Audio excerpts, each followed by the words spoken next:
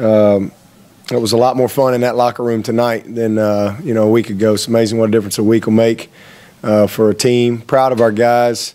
We certainly weren't perfect tonight, but I'm really proud of them for how they responded from a incredibly difficult week, a tough full week of practice and all those type of things. And one of the things I challenged the guys on was taking this opportunity to teach and inspire and show people how you respond when things don't go your way. And really proud of them. They were ready to play. North Carolina is a team that can really score. They've got the ability to score. And I thought defensively the first half we were just tremendous, which it was great because we were very average offensively the first half. And then the mojo kind of flipped around in the second half. We were outstanding offensively and really, really poor defensively. So still got a lot to improve on. But at the end of the day, the objective is to win, and we got it done. We'll celebrate that tonight.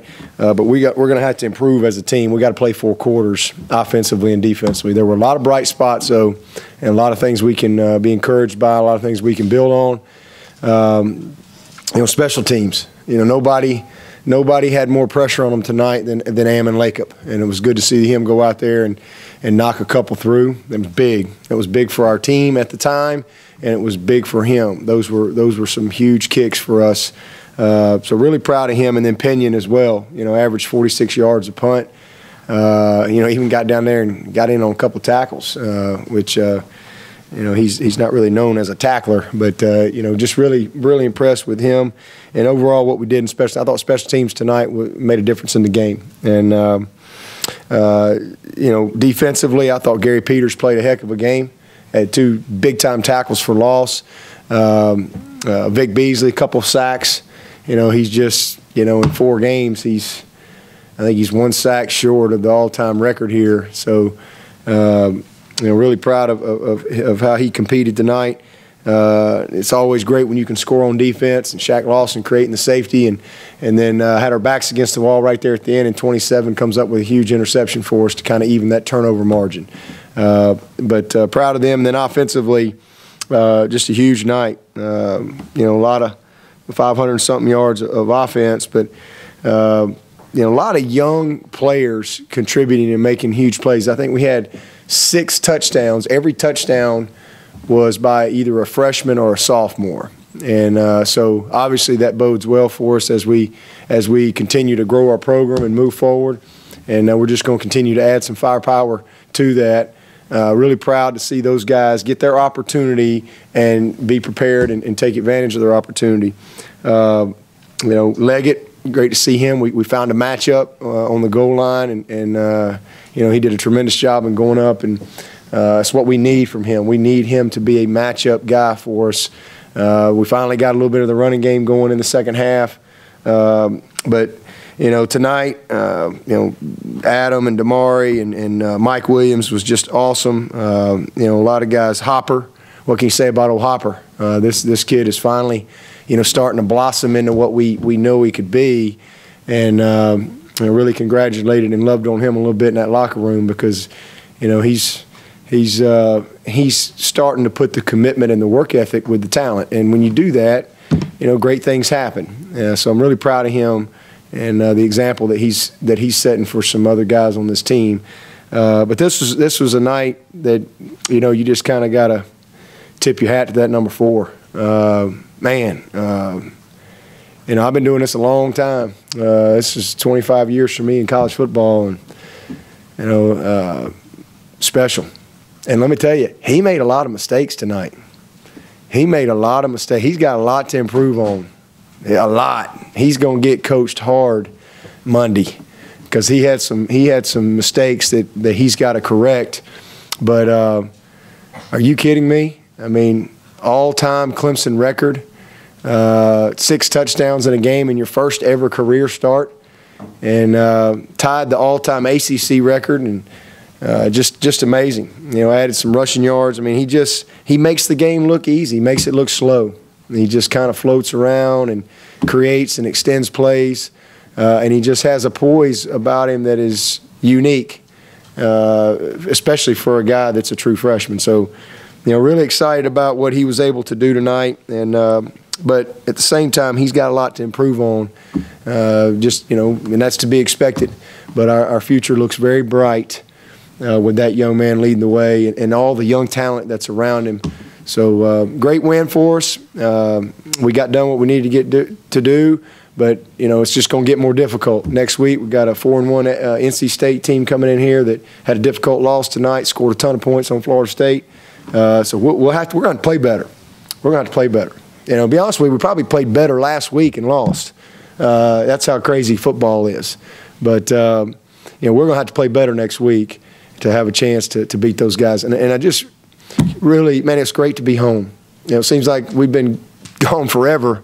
It's great to be home. The Tiger Walk was awesome. Our fans had great energy from the moment we got off the bus. They were great in the stadium tonight, and man, we got to be a great home team. We got to hold serve here at home, and then get back out on the road and get some there too. So big week. Season starts tomorrow for us, and we got to look at it as a one-game season each and every week, and try to keep that mentality as we push forward. Injury-wise, I think we came through it okay. Martin Jenkins, we held out this game, had a midfoot sprain. Sharon Peak, we just didn't play. We were hoping he was ready to play, but we went into this game with the mindset that we were going to try to hold him. He had a little bit of inflammation earlier in the week. He practiced, but we wanted to try to get through the game without him if we could. And obviously G-Hop stepped up and played great, and Adam and Artavis, those three guys kind of rolled in our 2-man and 5-man spot there. So we were able to get through it without Sharon. So hopefully that'll really pay big dividends for us, since he was able to be off of it Thursday, Friday, Saturday, Sunday, and Monday. So with that, I'll take your questions. The last two drives, Chad said that he felt the game was in hand. So what went into the decision between you and Chad to put Cole back in the game? Well, we had made the decision. I can't remember what it was. It was 50 to something, whatever, before that last score.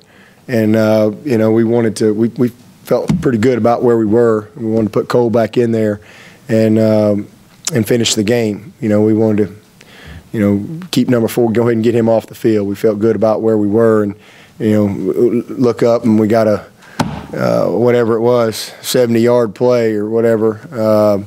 And we'd already, like I said, we'd already made that decision. We got a lot of confidence in Cole. It's not like we got some guy going out there that can't play. This guy, we have all the confidence in the world in him. And at that point, we were just trying to really kind of, milk the clock and put the game away. But that was really all it was. At this point, who is your starting quarterback? Really? Really? Come on, man. Anybody else want to answer that one for me? Is Cole still on the plans to rotate it all the way that the two guys have in whatever order in the last 4 games? No, like I said, we're going to continue to play Cole when we get the opportunity. As long as he plays well, and he came in and took us down. We got a score off of that drive, which was big for us. But we obviously are going to feature number 4. He's proven that he's special, like we thought he was. But like I said, until you go into the games and you see a guy perform, you just really don't know. And he's done a tremendous job. Saw that. That's why he took over in the Florida State game and picked up tonight and did a great job. So we feel good about our quarterback situation. And we're going to talk about it tomorrow. But I think Deshaun probably going to start next week. Probably. Talk about his calmness. I mean, this is his first career start. There's 80,000 people, and he just seems like he's done it 50 times before. Yeah, he has. I mean, not at this level, but, this kid's been starting since he was 14. I mean, against big-time competition.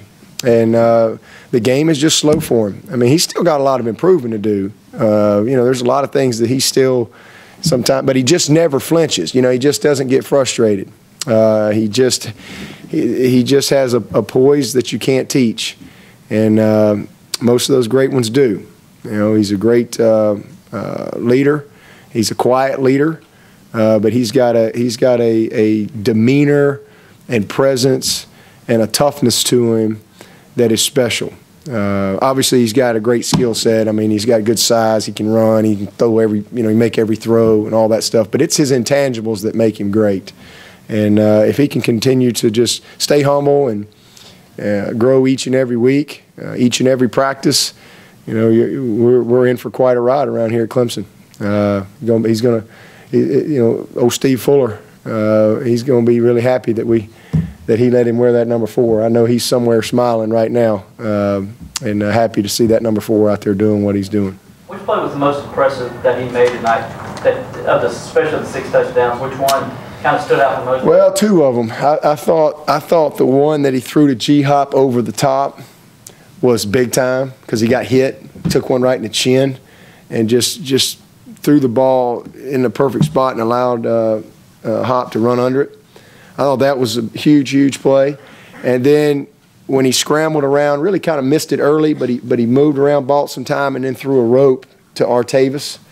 And then Artavis finished it with just a great second effort to get that score. Those 2 plays were tremendous. The throw to Leggett was, you were down there close, but the throw was perfect. The high point, he put it where only Leggett's 6'5" plus, where only he could go up and get it. A lot of great plays. He did a good job when we got him out of the pocket. That was something that we went to as an adjustment coming out of the second half. We really were heavy run on first down in the first half.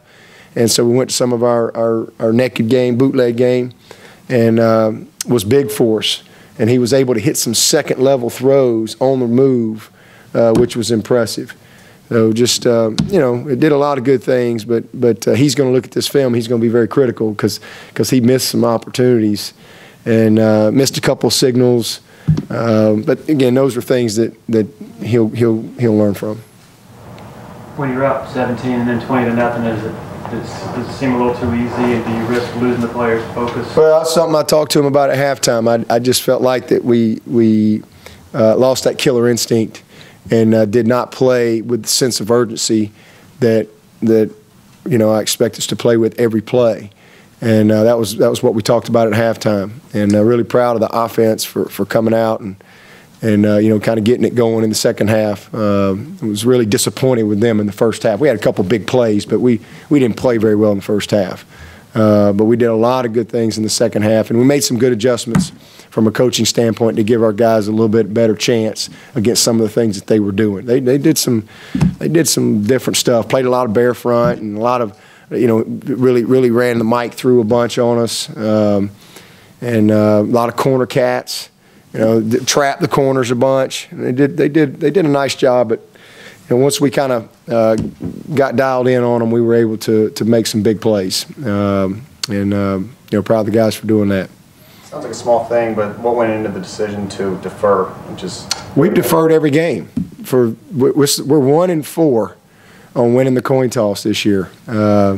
We deferred the Georgia game. We deferred the South Carolina State game. We deferred. We just hadn't won the toss. But we've gone into every game with our plan. If we win the toss, we were going to defer. That's been every week. But we were 0 for 4. That's what I told our captains coming in tonight. They always come in to see me, right before we go out, and we talk about what our plan is. And I told them, I say, all right, boys, we're 0 for 4. We've lost 3 tosses and an overtime. Somewhere along the line, we got to win a toss. Tails never fails. I mean, what something? We got to do something here. And so it was really kind of comical. I figured, sooner or later, it's supposed to be 50-50, right? We'll win one. So we won the toss, and we were able to defer, which is what we came into this season really wanting to do, just because of how we're built, as a football team. We really feel like the strength of our team, the great leadership of our team is defensively, and I wanted to give those guys an opportunity to set the tempo, and they did a great job with it tonight. Came right out, 3 and out, and then boom, right down the field and scored. And it was good to see. You at all concerned about not being able to get big plays out of the running game? Something that passing game. They can't defend everything, and if we're struggling running the ball, there's usually a reason. And some of it was where we might have done a poor job at the point of attack. Some of it is where we were outmanned. You know, they said we didn't have a good call in that situation. So, you know, they took some chances, and it cost them. I mean, you know, that's why we scored 50 points. I don't care how we score. I just want to score. But that's how we're built. I mean, we're built to and you know, people are looking at us. You got a freshman quarterback. You got some young, you know, skill guys that are growing up. You know, they're wanting to, you know, stop the run. But there's some things we got to do better. Coaching and playing, and that's what you know, we'll really focus on as we move forward. We've got to be a better running team. And again, I thought we did some good things in the second half, but we didn't bust the big play. But again, when you're playing against a lot of zone coverage type teams where there's a lot of eyes, a lot of times you don't that doesn't happen. You know, they caught us on a couple of big plays when we were in man coverage, and then next thing you know, a guy breaks a tackle or you don't fit a gap right, and it's a big play. So, but as long as we're able to move the ball effectively, you know, I don't really care how we do it.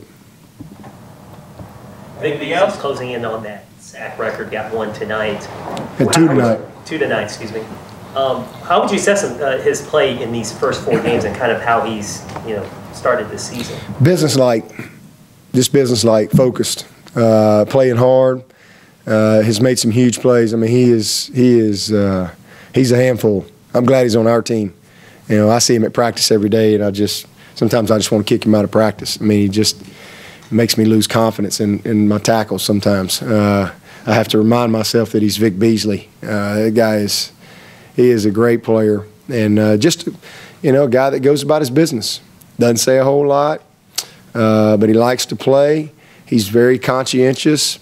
He's a great team guy, and you know, how many's he got now? Has he got 6? 6 this year, 27. 6 sacks in 4 games. And I mean, we've played some people. It's not like he's just running by ghosts out there. He's played some folks. So I mean, I'm really proud of him, and he's just going to get better. You know, we got a long way to go, and I think he's going to continue to improve. He wants to be great. Anything else? All right, guys. Thank you.